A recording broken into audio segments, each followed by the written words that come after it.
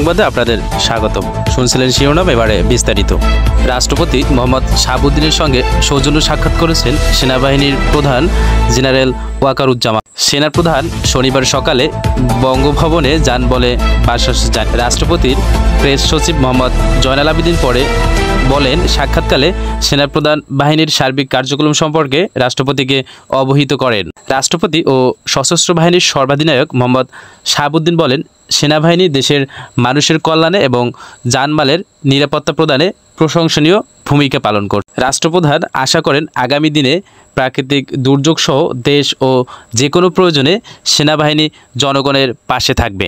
সেনাপ্রধান রাষ্ট্রপতিকে জানান, বেসামরিক প্রশাসনকে সহায়তার জন্য দেশব্যাপী সেনাবাহিনীর বিভিন্ন ইউনিট কাজ করে যাচ্ছে।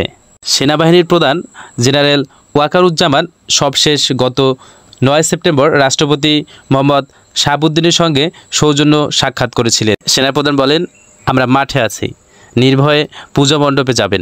সামনে রেখে সারা দেশে সেনা মোতায়েন করা হয়েছে।